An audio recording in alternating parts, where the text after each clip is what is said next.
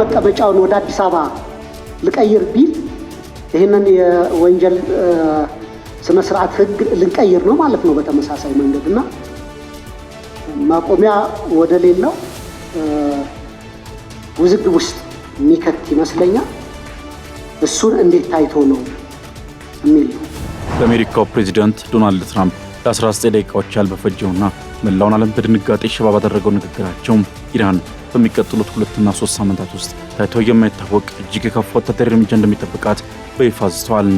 የሩሲያ መከላከያ ሚኒስቴር በምስራቃዊ ዩክሬን የሚገኘውን ቁልፍ የሉሃንስክ ክልል ሙሉ በሙሉ በቁጥጥር ስር መዋሉን በይፋ አሳውቋል። ይህ እርምጃ ሩሲያ ከፈረንጆቹ 2022 ጀምሮ እንደ ዋነኛ የጦርነት ግብ አድርጋ የያዘችውንና በከፍተኛ ሁኔታ የምትፈልገውን የኢንዱስትሪ ማዕከል የሆነውን የዶንባስን ክልል ሙሉ በሙሉ ለመያዝ ወደምታደርገው ጥረት አንድ ትልቅ እርምጃ እንድትቀርብ ያደረጋት መሆኑን ተገልጿል። የቤንዚን ሞተር ነዳጁን ለማቃጠል የሚያደርገው ተግባር ውስጥ ግዴታ ስፓርክ ፕለግ ያስፈልገዋል። የናፍጣ ደግሞ ወፈር ያለና እንደ ቤንዚን መኪኖች ለመቃጠል ስፓርክ ፕለግ አይፈልግም። ስለዚህ የቤንዚን መኪናችን ውስጥ የናፍጣ ከቀዳን ሞተራችን ለመነሳት አይችልም ማለት ነው። ድንገት ካስነሳ ነው እንኳን ሚስፋየር ሞተሩ የመንቀጥቀጥ ነገር ሊያጋጥም ይችላል። ሰላም ጤና ይስጥልን ውድ ሀገሬ ቴሌቪዥን ተመልካቾቻችን፣ ሀገሬ ዜና ጀምሯል። የተለያዩ የሀገር ውስጥና ዓለም አቀፍ መረጃዎችን ይዘን ቀርበናል። ከዜናዎቹ ጋር ዳግም ተገኝ ነኝ። በመጀመሪያም አበይት መረጃዎችን አስቀደምን። ኢትዮጵያ ለ60 ዓመታት ያህል ስትገለገልበት የቆየው የኢፌድሪ የወንጀል ሕግ ስነ ስርዓትና የማስረጃ ሕግ ረቂቅ አዋጅ ማሻሻያ ተደርጎበታል። በማሻሻያ አዋጁ ላይ የአዲስ አበባና ኦሮሚያ ክልል ፍርድ ቤቶች ስልጣን ሰፊ ጥያቄዎች የተነሱበት ሲሆን በሕዝብ ተወካዮች ምክር ቤት የሕግና ፍትህ ጉዳዮች ቋሚ ኮሚቴ ማብራሪያዎችን በመስጠት ምክር ቤቱ የማሻሻያ አዋጁ በዛሬው ዕለት አጽድቆታል። ምረት ደግፍ ላለፉት 60 ዓመታት ኢትዮጵያ ስትገለገልበት የቆየችው የወንጀል ሕግ ስነ ስርዓትና የማስረጃ ረቂቅ አዋጅ በርካታ ጥያቄዎችና ውዝግቦች ሲነሱበት የነበረ አዋጅ ነው። ይሁንና አዋጁ ማሻሻያ ተደርጎበት ዛሬ መጋቢት 24 ቀን 2018 ዓ.ም የሕዝብ ተወካዮች ምክር ቤት 5ኛ ዓመት 13ኛ መደበኛ ጉባኤውን ባደረገበት ውሎ ላይ ውይይት የተደረገበት ሲሆን ተሻሽሎ በቀረበው አዋጅም ላይ በርካታ ጥያቄዎች ከምክር ቤቱ አባላት ቀርበዋል። በዋናነትም በተሻሻለው አዋጅ አንቀጽ 25 ህዝባር 3 ላይ በተቀመጠው በአዲስ አበባና በኦሮሚያ ክልላዊ መንግስት ፍርድ ቤቶች ስልጣን ጋር በተያያዘ አዋጁ ከፌዴራሊዝም ስርዓቱ የሌሎች ክልሎችን እኩል ተጠቃሚነት ከማስከበር እንዲሁም ከግዛት ወሰን ማስከበር ጋር አይጣጣምም የሚሉ የክርክር ነጥቦች ተነስተውበታል። በመርህ ደረጃ ለምሳሌ አማራ ክልል ኦር ደቡብ ክልል አንደኛው ክልሎች አዲስ አበባ ላይ ከጥቅማቸው ከፐርሶኔሎቻቸው ወይም ከንብረቶቻቸው ጋር የተያያዙ ክርክር ሊነሳ ይችላል። ያ ክርክር ሲነሳ በአዲስ አበባ የመጀመሪያ ደረጃ ፍርድ ቤቶች በአዲስ አበባ ፍርድ ቤቶች ወይም በፌዴራል ፍርድ ቤቶች ነው የሚታየው። ኢኳሊ ኦሮሚያስ በዛ መንገድ መታየት ማይችለው ለምንድን ነው? ኦር ነገ አንድ ክልል መቀመጫውን ወደ አዲስ አበባ ልቀይር ቢል ይሄንን የወንጀል ስነ ስርዓት ህግ ልንቀይር ነው ማለት ነው በተመሳሳይ መንገድና ማቆሚያ ወደ ሌላው ውዝግብ ውስጥ የሚከት ይመስለኛል። እሱን እንዴት ታይቶ ነው የሚል ነው።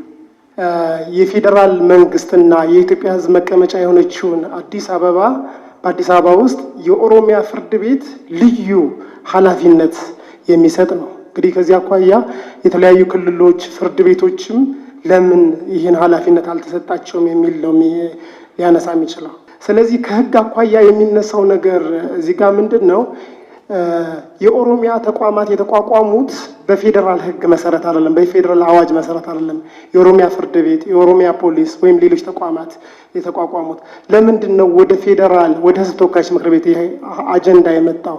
ለምንድነው በጨፌ ኦሮሚያ ሊታይ ያልቻለው የሚል ነው። ይሁንና ቋሚ ኮሚቴው ጥያቄው አግባብነት ያለው መሆኑን በመጥቀስ አንቀጹ ላይ የተቀመጠው ሐሳብ ከሀገሪቱ ህገ መንግስት አንጻር ፈጽሞ የማይጻረር መሆኑን ገልጿል። በተጨማሪም የኦሮሚያ ክልል በህገ መንግስት የተሰጠውን ራስን በራስ የማስተዳደር መብት የሚያከብር እንዲሁም የሌሎችን ክልሎች መብት የሚጋፋ አለመሆኑን አስረድቷል። በመጀመሪያ ደረጃ ለምንድን ነው ወደዚህ የመጣው የሚባለው በአጠቃላይ አዋጅ ውስጥ በዚህ አዋጅ ውስጥ በክሪሚናል ፕሮሲጀር ውስጥ መመለስ ስላለበት እያልን ያለነው ማንኛውም ወንጀል በአዲስ አበባ ውስጥ የተፈጸመ ወንጀል የኦሮሚያ ክልል ፍርድ ቤቶች ያሉ እያለ አይደለም። ይህ መታወቅ አለበት። እንዴት ሆኖ ነው ከሎካል ጁሪስዲክሽን ጋር የምታደርገው? ከራስ ማስተዳደር ጋር ራስን በራስ ከማስተዳደር ጋር የሚያያዝ ከዛ ጋር የተቆራኘ ጉዳይ ነው። ምንም ኦቨርላፒንግ ኦፍ ጁሪስዲክሽን የለም። በትክክል የተከበረው ምክር ቤት መገንዘብ ያለበት የፌዴራል ፍርድ ቤቶች ስልጣንና የክልል ፍርድ ቤቶች ስልጣን ኦቨርላፕ የሚያደርግበት ምንም ምክንያት የለምና በትክክል ታይቶ የተቀመጠ መሆኑን ለማንሳት ነው። አንቀጽ 5(3)ን በተመለከተ በዋናነት መጀመሪያ መሰመር መቻል ያለበት ይህ ህገ መንግስታዊ መብታቸው ነው። የኦሮሚያ ፍርድ ቤቶች የኦሮሚያ ክልል ህገ መንግስታዊ መብቱ ነው። ህገ መንግስታዊ መብቱን መከልከል አንችልም። ሊሰመርበት የሚገባው ይሄ ነው። ለምን ብለን ብንል ሌሎቹ ክልሎች ኤክሰርሳይዝ እያደረጉት ያለው ጉዳይ በምንም አይነት ምክንያት ለኦሮሚያ ክልል ልንነፍግ አንችልም። አዲስ አበባ ከተማ አስተዳደር ውስጥ ስላለ ተቋማቸው ይሄንን መብት ልንነፍግ የምንችልበት ምንም ምክንያት ሊኖር አይችልም። የተሸራረፈ የፌደራል ስርዓት ኦሮሚያ ላይ እንዲተገበር መፍቀድ የለብን። ባይሆን ጥያቄው መሆን ያለበት የተሟላ ህገ መንግስታዊ መብታቸውን ኤክሰርሳይዝ የሚያደርጉበት ምቹ ሁኔታ መፍቀድ አለብን በሚል ነበር መነሳት ያለበት። እኔ በዚህ ልክ ነው መያዝ መቻል ያለበት። የማሻሻያ አዋጁ ከባህላዊ ፍርድ ቤቶች ከዋስትናና ከግል ምስጢር አጠባበቅ እንዲሁም ሌሎች ተሻሽለው በቀረቡ ሀሳቦች ላይ ጥያቄዎች የተነሱበት ሲሆን ቋሚ ኮሚቴው ለጥያቄዎቹ ምላሾችን ሰጥቷል። ምክር ቤቱ በዛሬው ውሎ የፌዴሪ የወንጀል ህግ ስነ ስርዓትና የማስረጃ ህግ ረቂቅ አዋጅ በአዋጅ ቁጥር 1410/2018 አድርጎ በሁለት ተቃውሞ ድምጽ በአብላጫ ድምጽ አጽድቋል። አዋጁ 60 ዓመታት ያህል ያገለገለ ሲሆን የነበሩበትን ጥያቄዎችና የማሻሻያ ነጥቦች በመያዝ በህዝብ ተወካዮች ምክር ቤት የህግና ፍትህ ጉዳዮች ቋሚ ኮሚቴ ከሚመለከታቸው አካላት ጋር በመሆን ላለፉት 6 ዓመታት የማሻሻያ ስራዎችን ሲያደርግበት መቆየቱ እንደነበር ይታወሳል።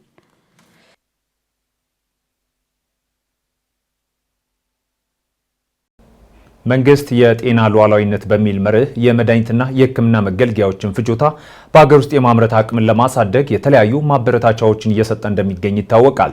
ይሁን እንጂ አሁን በስራ ላይ ያለው የባንኮች አሰራር እንዲሁም አጠቃላይ የብድር ሕጉ አዲስ ወደ ስራ ለሚገቡ የሀገር ውስጥ መድኃኒት አምራቾች ምቹ አለመሆኑን የዘርፉ አምራቾች ተናግረዋል።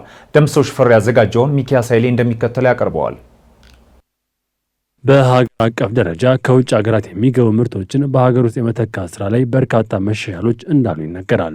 በተለይም ደግሞ መድኃኒትና የሕክምና መገልገያዎች በሀገር ውስጥ የማምረት አቅም ከማሳደግ እንዲሁም አምራቾች በማበረታታት በኩል በመንግስት የተወሰዱ አዎንታዊ እርምጃዎች ለዘርፉ እድገት ቀላል የማይባል አስተዋጽኦ ማድረጋቸውም ይነሳል። ይህ በእንዲህ እንዳለ አሁንም ቢሆን በባንኮች በኩል ያለው የብድር አሰጣጥ እንዲሁም አጠቃላይ በስራ ላይ ያለው የፋይናንስ ተቋማት ፖሊሲ ለመጀመሪያ ጊዜ በመድኃኒትና የሕክምና መገልገያዎች ማምረት ስራ ላይ ለሚሰማሩ ተቋማት ምቹ አለመሆኑንም ገልጸዋል። የመድኃኒት ማምረት ስራ ከፍተኛ ኢንቨስትመንት የሚፈልግና በአጭር ጊዜ ውስጥ ትርፋማ የሚያደርግ ካለመሆኑ ጋር ተያይዞ የፋይናንስ ተቋማት ላይ ያለው የአሰራር ውስንነት በሚፈለገው ደረጃ እንዳያድግ አሉታዊ ተጽዕኖ እየተደረገ ነው ብለዋል። የብድር ሁኔታ አሁን በጣም ትልቁ ችግር ፋይናንስ ነው። ፋይናንስ ባንኮች የተለመደ ነው። ማኒፋክቸረር ላይ የተለመደ አሰራር መቅረብ አለበት። አሁን ጊዜ ኮላተራል አትሊስት አይዲያ እኮ ሌላ ዓለም ላይ አይዲያ በጣም ከፍተኛ ኮላተራል ነው። ስለዚህ ይሄ ፋይናንስ አክሰሱ መስተካከል አለበት ብለን እናስባለን። ባንኮች አትሊስት አይዲያቸውን የተወሰነ ለምሳሌ ፐርቼዝ ኦርደር ካለ ያ ፐርቼዝ ኦርደር እንደ ኮላተራል ሆኖ ሎካል እንዲያመርት ማለት ገንዘብ መስጠት፣ ሀገር ውስጥ ግዢዎችን ጥሬ ዕቃዎችን እንዲገዛ ከዛ በኋላ የትም አይሄድም። በዛ መንገድ ቢል ብለን እናስባለን። እንደ ህግ ጋዜጣ መሻሻል አለበት። እንደ ህግ ፖሊስ ሎካል ማኒፋክቸር እናብቃ ከተባለ ምንድን ፖሊሶቹ በቃ መቀየር አለባቸው። መቀየር አለባቸው፣ መስተካከል አለባቸው። ምክንያቱም በምን አቅም ክልል ምንድን ነው አትሊስት እንግዲህ ፋብሪካ ከፍተህ ግንባታ ገንብተህ እንደገና ደግሞ ብድር ጠይቀህ ብድር ካልተሰጠ ፋብሪካውን ገንብተህ ማሽን አስገብተህ ምን ታደርገዋለህ? ስለዚህ ለፋይናንሶች አትሊስት አንዳንድ ፖሊሶቹና ማነቆቹ እነሱ የተስተካከሉ ውጤታማ ይሆናል ብለን እናስባለን። በሀገር ውስጥ የመድኃኒት ምርት ላይ የተሰማሩ ተቋማት ከሀገር ውስጥ ፍጆታ ባለፈ በአፍሪካ ገበያ ላይም በጥራትና በአቅርቦት አቅም ተወዳዳሪ ለመሆን እንዲሁም ከውጭ የሚገቡ ግብዓቶችን በሀገር ውስጥ ምርት ለመተካት ጥረቶች እንዲያደረጉ እንደሚገኙም ይናገራሉ። ይህንን ከማሳካት አኳያ በሀገር አቀፍ ደረጃ ያለው የውጭ ምንዛሬ እጥረት አምራቾች በአቅማቸው ልክ እንዳይሰሩና ዓለም አቀፍ ተወዳዳሪ እንዳይሆኑ እያደረጋቸው እንደሚገኝም ገልጸዋል። ቀጥታ ማኒፋክቸሪንግ የአፍሪካ ትሬዲንግ ማርኬት ላይ ለመሳተፍ ትልቅ ዝግጅት እያደረገ ነው። እኛ ሎካል ብቻ አይደለም ትልቁ ፎከስ የምናደርገው ኤክስፖርት ላይ ነው። ለምንድነው ሎካል ላይ ኤኒ ታይም ማቅረብ እንችላለን። ፍሬሽ ኪት ነው፣ ፍሬሽ ነገሮች ናቸው የምናቀርበው። ነገር ግን ኤክስፖርት ስናደርግ ምንድነው ረጅም ዓመት 2 ዓመት 3 ዓመት ስለሚሄድ ምርቶቻችን፣ ስለዚህ ዛሬ ፎከስ አድርገን እንሰራለን። አሁን ባለው ሁኔታ አፍሪካ ትሬድ ማርኬት ትልቅ ጎላችን ታርጌት አድርገን እንሰራው በዛ መሰረት ነውና በእርግጠኝነት በቅርብ ወደዛ እንገባለን ብለን እናስባለን። የሀገርን ውስጥ ከሸፈንን በኋላ ማለት ነው። አሁን ባለ ሰዓት ወደ 60% በሀገር ውስጥ ምርት የምንጠቀመው 40% ነው ኢምፖርት የምናደርገው። ያንን ከማስቀረት አኳያና 100%ን ሀገር ውስጥ ለመስራት ነው እየጣርን ያለው። በቅርብ እንግዲህ ወደዛ እንገባለን ብለን እናስባለን። ወደ ጎረቤት ሀገራቶች ኤክስፖርት በማድረግ ሂደት ላይ ነው። ያው ለቀጣይነት በዘላቂነት ለጎረቤት ሀገር ኤክስፖርት የምናደርግበትን ሂደት እየሰራን ነው። የተጀመረ ነገር የለም፣ ግን ለቀጣይነት ይኖራል። ወደ ጎረቤት ሀገራቶች ኤክስፖርት እናደርጋለን። እንግዲህ በየአመታት በጊዜ ሂደቶች ብዙ ነገር እየተቀረፉ ነው የመጡትና ትንሽ አሁንም ያለው እንደ ሀገር ስለሆነ ችግሩ የከረንሲ ችግር የተወሰነ እንትን አለና እነሱ ነገሮች ከተስተካከሉ አብዛኞቹ ነገሮች እየተቀረፉ ነው ያሉት። ቅድም እንዳልኩ ጥሬ ዕቃ እዚህ ሀገር ውስጥ ማምረት ከቻልን ደግሞ አብዛኛውን ችግር እንፈታዋለን ብለን እናስባለን። በመንግስት በኩል አሁን ላይ የተደረጉ ያሉ ማበረታቻዎች ለዘርፉ የተሰጠውን ትኩረት ተከትሎ ከ42 ዓመት በላይ የሚሆነውን የሀገር ውስጥ መድኃኒት ፍጆታ ከሀገር ውስጥ አምራቾች መሸፈን የሚቻልበት ደረጃ ላይ መደረሱን የጤና ሚኒስትሯ ዶክተር መቅደስ ዳባ ተናግረዋል። አይደለም የዛሬ 10 ዓመት እስከ ቅርብ ጊዜ የዛሬ 2 ዓመት የነበረን ከ5 ዓመት የነበረውን መረጃ እንኳን ብንመለከት የነበሩን ምርቶች ከሀገር ውስጥ አምርቶ የምንገዛና ለህብረተሰብ ውስጥ የምናቀርበው የነበረው 8% አካባቢ ነው። በተለያዩ ጊዜዎች በተለይ በባለፈው 10 ዓመት ብንመለከት ከፍ ዝቅ እያለ በባለፈው 2 ዓመት የነበረን የመጨረሻው መረጃ ግን 8% ብቻ ነበረ ገዝተን ከሀገር ውስጥ ያሉ አምራቾች የህክምና ግብዓትና መድኃኒቶች የምናቀርብበት የነበረው ከአምራቾች የዛሬ 2 ዓመት በነበረን የነበረው መረጃ ላይ ማለት ደግሞ እንዳየነው በባለፈው ጊዜ ወደ 36% ከፍ አድርገን ነበር።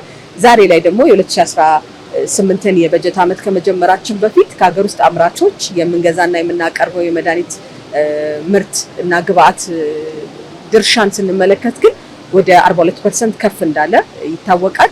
10ኛው የኢትዮ ሄልዝ ዓለም አቀፍ አውደ ርዕይና ጉባኤ እንዲሁም 2ኛው የሀገር ውስጥ የሕክምና ግብዓት ምርትና ኢኖቬሽን ኤግዚቢሽን በአዲስ አበባ ተከፍተዋል። በሁነት ኢትዮጵያን ጨምሮ ከቻይና፣ ህንድ፣ አሜሪካ፣ ቱርክ፣ ሩሲያ፣ ባንግላዴሽና የተባበሩት አረብ ኤሚሬት የተዋጡ ከ90 በላይ ተቋማት ኩባንያዎችን በመሳተፍ ላይ ይገኛሉ። የአሜሪካው ፕሬዝዳንት ዶናልድ ትራምፕ በመካከለኛው ምስራቅ እየተካሄደ ባለው ጦርነት ኢራን በሚቀጥሉ ሳምንታት እጅግ ከባድ ወታደራዊ እርምጃ ሊገጥማት እንደሚችል አስጠንቅቀዋል። የኢራን የውጭ ጉዳይ ሚኒስቴር በበኩሉ አሜሪካና እስራኤልን የሚያደቅ ጥቃት እንደሚሰነዝር በዛተው መሰረት አዳዲስ የሚሳኤል ጥቃቶችን መጀመሩን አስታውቋል። ጦርነቱ በ5ኛ ሳምንት ላይ በሚገኝበት በአሁኑ ወቅትም በገልፍ ሀገራት ላይ የሚወርደው የኢራን የሚሳኤል ናዳ ቀጥለዋል። ሙሴ ከበደ ተጨማሪ አለው። We are going to hit them extremely hard over the next 2 to 3 weeks. የአሜሪካው ፕሬዚዳንት ዶናልድ ትራምፕ ለ19 ደቂቃዎች ያህል በፈጀውና መላውን ዓለም በድንጋጤ ሽባ ባደረገው ንግግራቸው ኢራን በሚቀጥሉት 2 እና 3 ሳምንታት ውስጥ ታይቶ የማይታወቅ እጅግ የከፋ ወታደራዊ እርምጃ እንደሚጠብቃት በይፋ አዝተዋል። ዋሽንግተን በኢራን ላይ የጀመረችው እርምጃ ቴህራን ለአሜሪካና ለዓለም ደቅነዋለች ያሉትን እኩይ ስጋት ለመቋጨት አፋፍ ላይ መሆኑን የገለጹት ትራምፕም ኢራን ወደሚገባት የድንጋይ ዘመን እንመልሳታለን ሲሉ ተደምጠዋል። የኢራን አብዮታዊ ዘብ በበኩሉ ለትራምፕ ዛቻ በሰጠው ምላሽም አሜሪካና እስራኤልን የሚያደቅ ጥቃት እንደሚሰነዝር በዛተው መሰረት አዳዲስ የሚሳኤል ጥቃቶችን መጀመሩን አስታውቋል። የኢራን ወታደራዊ ምላሽ አክሎም አሜሪካና እስራኤል ስለ ስልታዊ አቅማችን የሚያውቁት ነገር የለም ብሏል። የኢራን ሀታም አልአንቢያ የተሰኘው ማዕከላዊ ወታደራዊ እዝም አሜሪካና እስራኤል ስለ ኢራን ወታደራዊ ኃይል ያላቸው ግንዛቤ ያልተሟላ መሆኑን በመግለጽም ጠላቶቻቸው የመጨረሻና የሚያዳግም ሽንፈት እስኪደርስባቸው ድረስ ጦርነቱ እንደሚቀጥሉ ቃል ገብቷል። የዙ ቃል አቀባይ በተስኒም የዜና ወኪል በኩል ባወጣው መግለጫ ስለ ወታደራዊ ኃይላችንና ትጥቃችን ያላቸው መረጃ ጎድሎ ነው፣ ስለ ሰፊውና ስልታዊ አቅማችን ምንም የምታውቁት ነገር የለም ሲልም ዛቻውን አስተላልፏል። ዶናልድ ትራምፕም በመካከለኛው ምስራቅ የተካሄደ ባለው ጦርነት ኢራን በሚቀጥሉት ሳምንታት እጅግ ከባድ ወታደራዊ እርምጃ ሊገጥማት እንደሚችል አስጠንቅቀዋል። ትራምፕ ለአሜሪካ ሕዝብ ባደረጉት ንግግርም 5ኛ ሳምንቱን የያዘውን ጦርነት ለማቆም ኢራን ዋሽንግተን ያቀረበችውን ቅድመ ሁኔታ ካልተቀበለች ሀገሪቱን ወደ ድንጋይ ዘመን እስክትመለስ ድረስ በቦምብ እንደሚደበድቡ ዝተዋል።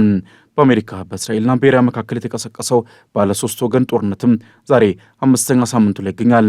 ግጭቱ ከመቼውም ጊዜ በላይ እየተካረረ የመጣ ሲሆን ለችግሩ እስካሁን ምንም አይነት ዲፕሎማሲ መፍትሄ አልተገኘለትም። ትራምፕም በሚቀጥሉት 2 እና 3 ሳምንታት ውስጥም እጅግ በከፋ ሁኔታ እንመታቸዋለን፣ ወደሚገባቸው የድንጋይ ዘመን እንመልሳቸዋለን ማለታቸው ሁኔታው ከመርገብ ይልቅ እየተባባሰ እንደሚሄድ አመላካች ሆኗል። We're going to hit them extremely hard over the next 2 to 3 weeks. We're going to bring them back to the Stone Ages where they belong.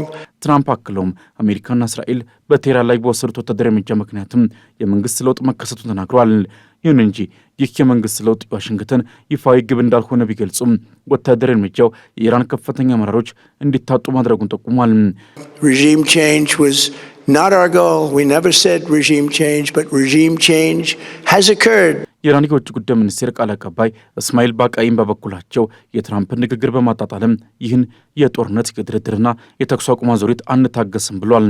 ባጋይ ይህ ጦርነትም በኢራን ሕዝብ ላይ የተጫነ ፍትህ ያልሆነ ጦርነት መሆኑን ገልጸው ኢራን አጸፋዋን በከፍተኛ መመለሷ እንደምትቀጥል አስታውቋል። በተለይም የገልፍ ሀገራትን እንደ ጠላት እንደማትመለከት፣ ነገር ግን አሜሪካና እስራኤል የእነዚህን ሀገራት መሬት ለጥቃት መጠቀማቸው ችግር መሆኑን ገልጸዋል። ይህ በእንዲህ እንዳለ የኢራን አብዮታዊ ዘብ የሚሳኤል ጥቃቱን አጠናክሮ የቀጠለ ሲሆንም እስራኤልና አሜሪካን የሚያደቅ ምት እንደሚሰነዝር ዳግም ቃል ገብቷል።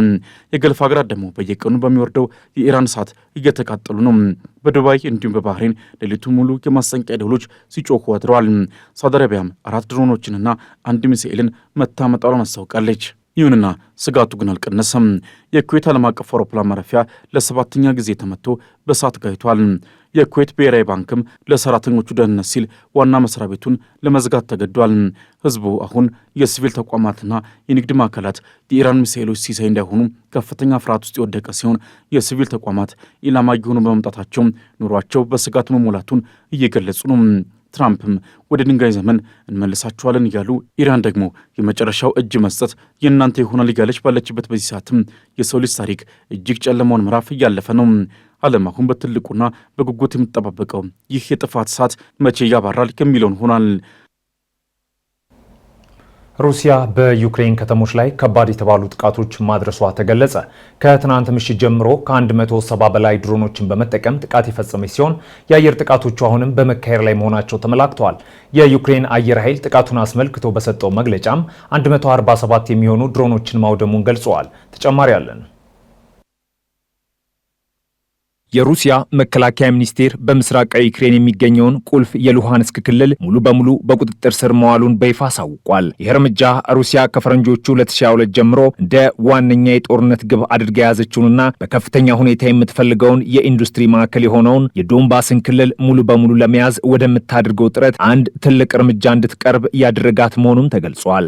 ሚኒስቴሩ ባወጣው መግለጫ ሞስኮ ለዩክሬኑ ክልል የምትመርጠውን ስያሜ በመጠቀም የሉሃንስክ ህዝባዊ ሪፐብሊክን ነጻ የማውጣት ዘመቻ በስኬት ማጠናቀቁን አብራርተዋል። ከዚህ ወታደራዊ እርምጃ ጎን ለጎን በሞስኮና በኪየቭ መካከል ያለው የዲፕሎማሲያዊና የፖለቲካ ውጥረት ወደ ከፍተኛ ደረጃም ተሸጋግሯል። የክሬምሊን ቃል አቀባይ ዲሚትሪ ፔስኮቭ በሰጡት መግለጫ የዩክሬኑ ፕሬዝዳንት ቮሎዲሚር ዜሌንስኪ የዩክሬን ጦር ከዶንባስ ክልል እንዲወጣ የሚያስችለውን ውሳኔ ዛሬውኑ ሊወስኑ ይገባል ሲሉ አሳስበዋል። ይህ የፔስኮቭ መግለጫ በአሁኑ ወቅት በአሜሪካ አሸማጋይነት እየተካሄደ ባለው የሰላም ድርድር ላይ ሞስኮ የምታደርገውን ጫና በከፍተኛ ሁኔታ ያሳደገ መሆኑን ተጠቁሟል። የጥብቅ ማስጠንቀቂያ የተሰማው የዩክሬኑ ፕሬዝዳንት ሩሲያ ኪየቭ ኃይሎቿን ከዶንባስ እንድታስወጣ ወይም በአሜሪካ አሸማጋይነት በሚካሄደው የሰላም ድርድር ላይ ተጨማሪ ቅድመ ሁኔታዎችን እንድትጋፈጥ የ2 ወራት የጊዜ ገደብ መስጠቷን በተናገሩ ማግስት ነው። የክሬምሊኑ ቃል አቀባይ ዲሚትሪ ፔስኮቭ ስለተባለው የጊዜ ገደብ ሲያብራሩ የ2 ወራት የተባለው ጉዳይ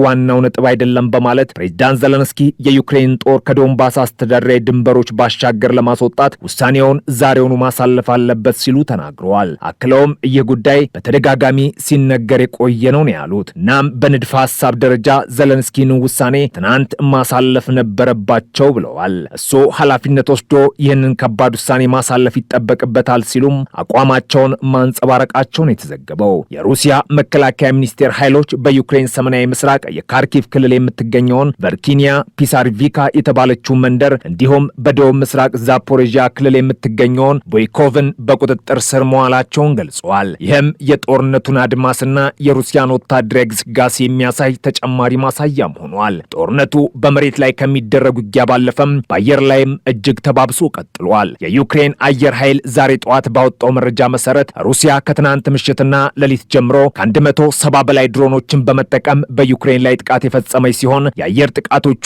አሁንም በመካሄድ ላይ መሆናቸውን አክሎ ገልጿል።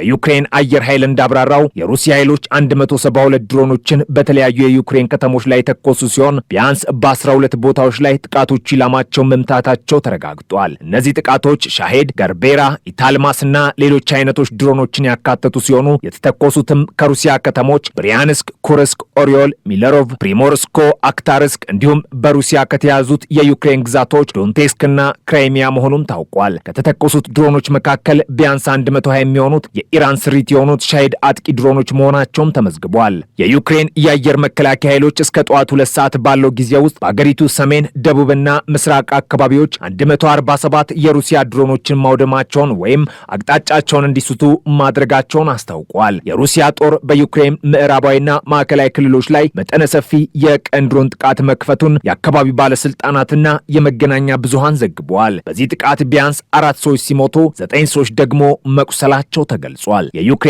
የአየር ክልል የሚከታተሉ የዜና አውታሮች እንዳሳወቁት ከ80 በላይ ድሮኖች በአገሪቱ የአየር ክልል ውስጥ ይበሩ ነበርም ነው ያሉት። በአብዛኛው የዩክሬን ክፍሎች የአየር ጥቃት ማስጠንቀቂያ የተሰጠ ሲሆን በርካታ ድሮኖች ወደ ሀገሪቱ ምዕራባዊ ክፍሎች ማለትም ወደ ሊቪቭ፣ ተርኖፒል፣ ኢቫኖ ፍራንኪቭስክ፣ ቸርኒቭትስቲና ዛካርፓቲያ ክልሎች አቅንተዋል። የዩክሬን አየር ኃይል ዩክሬን ከ360 በላይ በሚሆኑ የሩሲያ አጥቂ ድሮኖች እንደተመታሽ ገልጿል።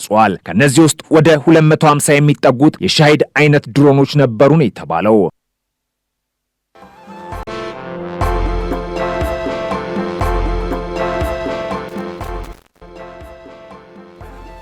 ውድ ተመልካቾቻችን ሀገር ዜና እንደቀጠለ ነው። አጫጭር ወዳልናቸው መረጃዎች አለፍን። የትግራይ ክልል ባለድርሻ አካላት አጀንዳዎቻቸውን እያጠናከሩ መሆኑ ተገለጸ። ትናንት መጋቢት 23 ቀን 2018 ዓ.ም በይፋ የተጀመረው የትግራይ ክልል የባለድርሻ አካላት የአጀንዳ ማሰባሰብ መድረክ በ3 ቡድኖች ተከፋፍሎ እየተከናወነ መሆኑን ሀገራዊ ምክክር ኮሚሽን አስታውቋል። የፖለቲካ ፓርቲዎች፣ ማህበራትና ተቋማት እንዲሁም ታዋቂ ግለሰቦች በንዑሳን ቡድኖች ተከፋፍለው አጀንዳዎቻቸውን በቡድን ውይይት በማጠናከር ላይ መሆናቸው ተነግሯል። በቡድን ውይይት የተጠናከሩ አጀንዳዎች ለጠቅላላ የትግራይ ባለድርሻ አካላት ተሳታፊዎች ቀርበው ሀሳብና አስተያየት ተካቶባቸው ይጸድቃሉ ሲልም ኮሚሽኑ በማህበራዊ ትስስር ገጹ ጠቁሟል። በአዲስ አበባ የተጀመረው የአጀንዳ ልየታ መርሃ ግብር ነገ መጋቢት 25 ቀን ይጠናቀቃል።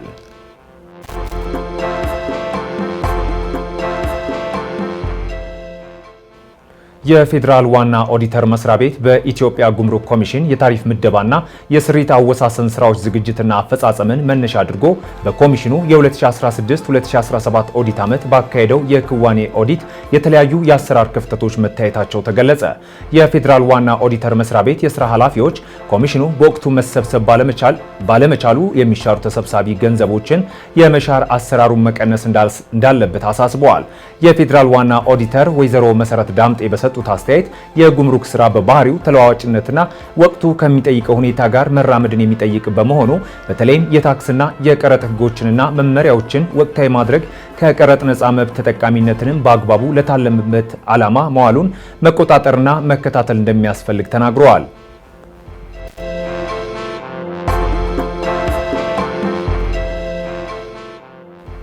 ቴምር ፕሮፐርቲስ ከኢትዮጵያ አየር መንገድ ጋር በመተባበር ለደንበኞቹ ልዩ የማበረታቻ ዕድል የሚሰጥበት ስምምነት ተፈራረመ። ቤቶን ይግዙ ዓለምን ይዙሩ በሚል መሪ ቃል የተዘጋጀው ይህ የሽልማት መርሃ ግብር እንዲሁም ይህ አጋርነት ከሪል ስቴቱ ቤት ወይም ሱቅ ለሚገዙ ደንበኞች እንደ ክፍያ መጠናቸው የሺባ ማይልስ ሽልማት የሚያስገኝ መሆኑ ተነግሯል። በስምምነቱ መሰረት ከጠቅላላ ቤት ዋጋው 50 በመቶ በታች ለከፈሉ ደንበኞች ለእያንዳንዱ $1 ክፍያ 2.5 ማይልስ እንዲሁም 50 በመቶና ከዚያ በላይ ለከፈሉ ደንበኞች ለእያንዳንዱ $1 3.5 ማይልስ ይሰጣል። ይህም ደንበኞች የከፈሉት ክፍያ ወደ ዓለም አቀፍ የበረራ ዕድል እንዲቀየርላቸው የሚያደርግ መሆኑን የተነገረው። ይህ አሰራር በተለይም በውጭ ሀገራት ለሚኖሩ ኢትዮጵያውያን በቤት ግዢ ዘርፍ ሰፊ ጠቀሜታ እንደሚኖረው ተገልጿል። አዲሱ ስምምነት ደንበኞች ቤት ከማግኘታቸው በተጨማሪ በበረራ አገልግሎቶች ላይ ደረጃቸውን እንዲያሳድጉና ተጠቃሚ እንዲሆን የሚያስችል መሆኑ ተገልጿል።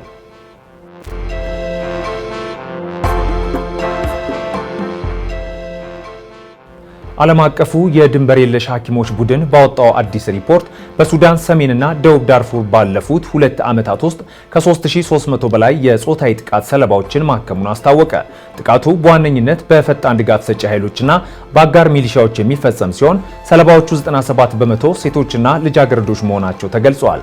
ሪፖርቱ ጥቃቱ በታቀደ መልኩና ሰዎችን ለማዋረድ የሚፈጸም ስልታዊ ተግባር እንደሆነን ጠቅሶ ሰለባዎቹ በእርሻ ቦታዎች ውሃ ሲቀዱና በስደት ካምፖች ውስጥ ጭምር ጥቃት እንደሚደርስባቸው አብራርተዋል። በደቡብ ዳርፉር ከሚገኙ ተጎጂዎች መካከል 1/5ኛው ከ18 ዓመት በታች የሆኑ ህጻናት ሲሆኑ እድሜያቸው ከ5 ዓመት በታች የሆኑ 41 ህጻናት ይገኙበታል። ይህ አሃዝ በጸጥታ ችግር ምክንያት ወደ ሕክምና ማዕከላት መድረስ ያልቻሉትን ብዙዎችን ስለማያካትት እውነተኛው የጉዳት መጠን እጅግ የከፋ ሊሆን እንደሚችል አስጠንቅቋል ሲል ሱዳን ትሪቡን አስነብበዋል።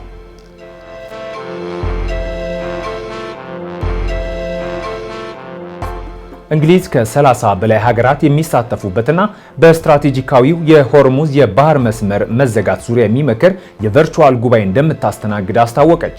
በእንግሊዝ የውጭ ጉዳይ ሚኒስተር ኢቬት ኩፐር የሚመራው ይህ ስብሰባ በዓለም አቀፍ የኢነርጂ አቅርቦት ላይ ከፍተኛ ተጽዕኖ የሚያሳድረውን የውሃ መስመር በዲፕሎማሲያዊ መንገዶች ለመክፈት ያለመ መሆኑ ተነግሯል።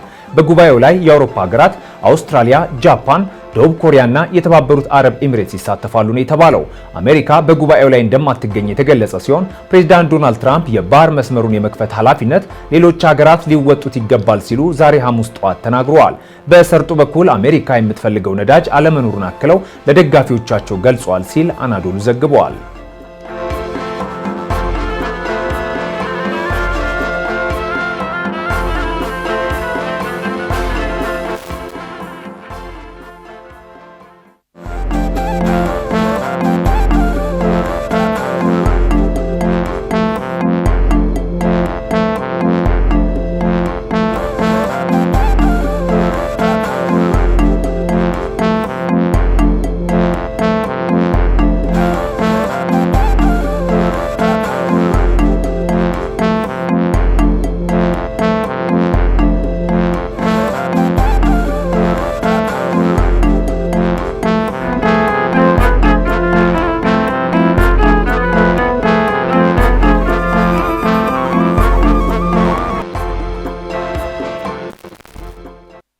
በተለምዶ ምግብ ተበልቶ ገላን መታጠብ ትርፍ አንጀት እንደሚያስይዝ ይነገራል።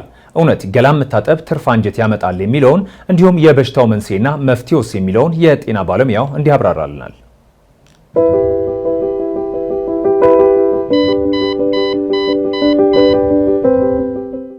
ሰላም። ምግብ ተመግቦ ገላ መታጠብ ለትርፍ አንጀት ያጋልጣል? ለመሆኑ ትርፍ አንጀት ምንድነው? መፍትሄውስ ምንድነው? ዶክተር ቢኒያም ነኝ፣ አብራችሁን ቆዩ። ምግብ በልቶ ገላን መታጠብ ለትርፍ አንጀት ያጋልጣል ሲባል መስማት የተለመደ ነው። ሆኖም ይህ ሐሰት ነው። ለትርፍ አንጀት አያጋልጥም። ይሁን እንጂ የትርፍ አንጀት ጊዜ የማይሰጥ ብሎም እስከ ሞት ድረስ ሊያደርስ የሚችል አደገኛ ህመም ነው። የትርፍ አንጀት ማለት የትልቁ የአንጀት ክፍል ስትሆን በተለያየ ምክንያት ልትዘጋ ትችላለች። ይህ በሚሆንበት ጊዜ መቆጣት ይኖራል። ያኔ በተለምዶ ትርፍ አንጀት ያዘው ይባላል፣ ወይንም በሕክምና አጠራሩ አፔንዲሳይተስ። ከማንኛውም የእድሜ ክልል ላይ ሊከሰት የሚችል ሲሆን በዋናነት ግን ህፃናትን እንዲሁም ወጣቶችን ያጠቃል። ለመሆኑ ምልክቶቹ ምንድናቸው? አንደኛ፣ እምብርት አካባቢ ጀምሮ ወደ ታችኛው የቀኝ የሆዳችን ክፍል የሚሄድ ከባድ ህመም ዋነኛ ምልክቱ ሲሆን ከዚህ በተጨማሪ ማቅለሽለሽ፣ ማስመለስ፣ ትኩሳት ሊኖር ይችላል። ህፃናት ስሜታቸውን በግልጽ ስለማይናገሩ ምልክቶቹን የሚከተሉት ናቸው። አንደኛ፣ ሆዳቸው አካባቢ ያሳዩ ማልቀስ፣ ከፍተኛ ትኩሳት እንዲሁም ማቅለሽለሽ እና ማስመለስ ይጠቀሳሉ። የትርፍ አንጀት ላጋጠመው ሰው የሚሰጠው ህክምና የቀዶ ህክምና ሲሆን ታካሚው ከ48 እስከ 72 ሰዓታት ሆስፒታል ተይቶ መቆየት ሊኖርበት ይችላል። የትርፍ አንጀት ካልታከመ ወደ ሆድ ውስጥ በመፈንዳት ለሞት ይዳርጋል። ስለሆነም ምልክቶቹን ካስተዋሉ ወደ ህክምና ተቋም በአፋጣኝ በመሄድ መታከም ግድ ይላል። ሰላም።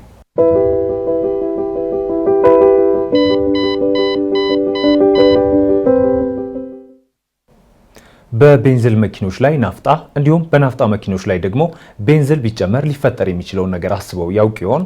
የዛሬው የሀገሬ ጋራዥ ጥንክራችን በዚህና አሽከርካሪዎች ማድረግ ባለባቸው ጥንቃቄዎች ላይ ትኩረቱን አድርጓል። ተከታትለን እንመለስ።